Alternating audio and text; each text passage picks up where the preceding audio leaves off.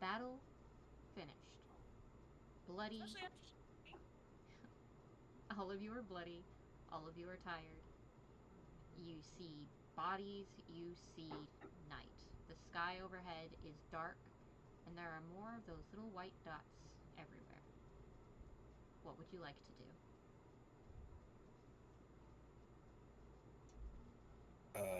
I'm gathering up the little pieces of equipment that I broke.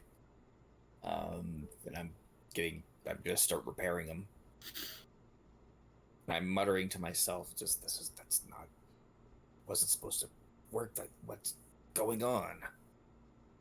Mist comes in and helps him pick up the pieces of his broken stuff and puts it in a pile for him while he mutters away, but she doesn't bother him. Rhea is like slowly inching down the stairs, like still looking for the source of the voice. Ahsoka's gonna look for her arrows. You find your arrows. It's not hard to find. Yeah, but Rhea, you step outside, you see that the grass has been disturbed, like people have been running through it, but you don't see footprints and you don't see people.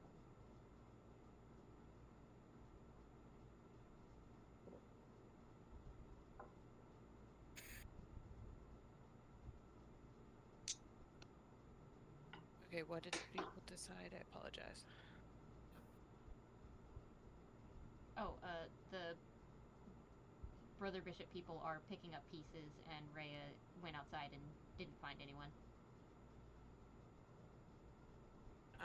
Zulimar's pretty much standing there, kind of surveying everything and glancing at his hands periodically.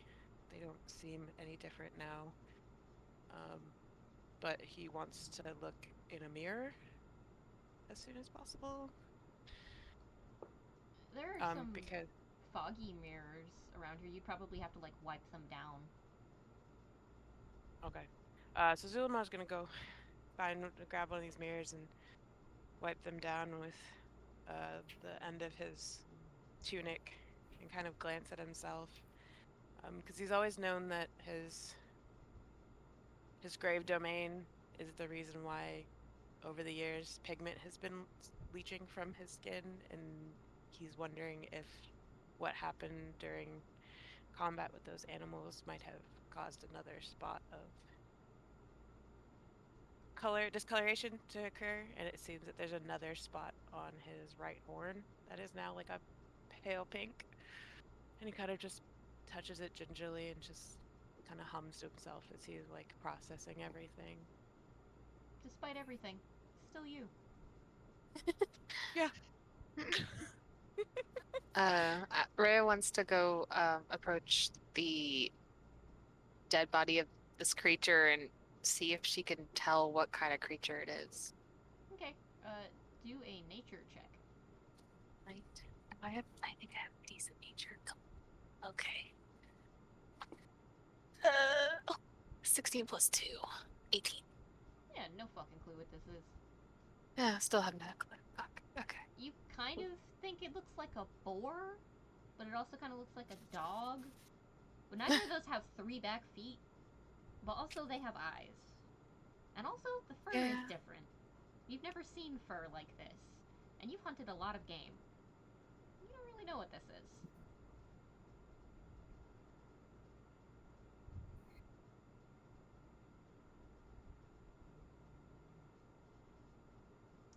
So Zulmar stops admiring himself for a second and finally reaches into the front of his jacket and pulls out that black book and kind of opens the cover to figure out why it was all weird and warm during combat. Is this the first time you've opened the book, or the second time? The second time. The first time it was all blank. Yep. Alright, you open the book, and the very first page, still black, but in gold, very pretty calligraphy, is your name. That's just on the, like, as you, like, flip open the cover. So he flips to the next page. baffled. There are a bunch of white dots on the first page. They're just scattered across the page, but there are lines connecting the dots, and below that is the word Orion. And He flips to the... it is in a script you can read. Oh. So, he flips to the next page. Similar thing, white dots, lines connecting, Cancer. Oh, okay. So he keeps flipping through each page Blank. until he... Okay. The rest of the pages are blank, I'm assuming? Blank. Cool. Alright, so he, blinks at that. And then closes it and puts it back in the pocket in his jacket because he doesn't know what to do with this information at the moment.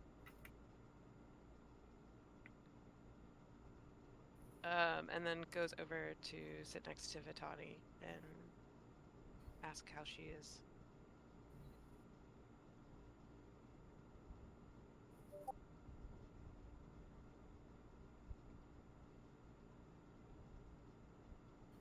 Gotcha. Vitani is passed out. Oh. She's asleep. Okay. Then he's just gonna sit next to her and kind of keep watch. Yeah, she's just tired from the whole, all of everything that has happened, and just sat down, looked around, just went, fuck it, and just is asleep sitting up. Valid. She's got like Yuji Nobara with her too. Yeah, they're underneath her chin, just kind of like that soft like bird snore. He just keeps an eye on them. Yeah, if you've And, ever heard a bird snoring, it's the cutest fucking thing in the world. So fucking Fair. cute.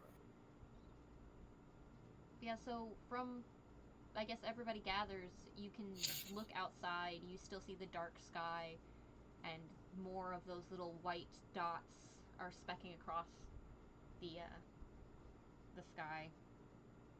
And the night is quiet.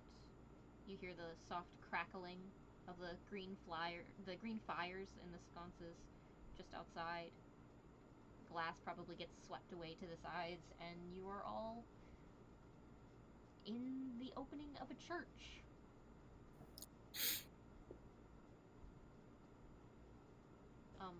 So I take it you guys, do you set up a watch or do you all just pass out?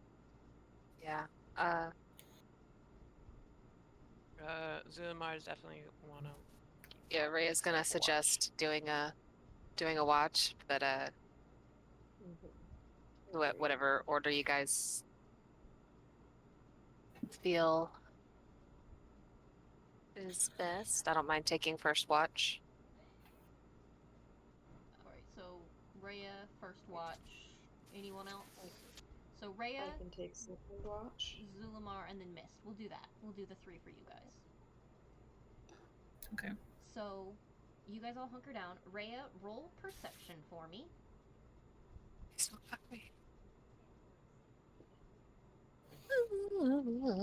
Hang on, where's my perception?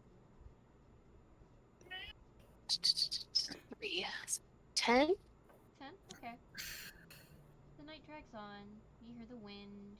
You hear grass. You hear, like, animals, but not, like, aggressive. Just sort of like, you know, the soft swish of just distant animals.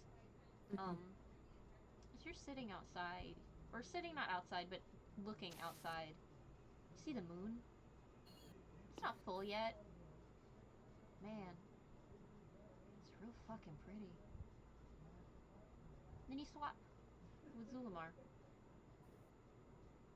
Zulimar, it is your turn. Roll perception.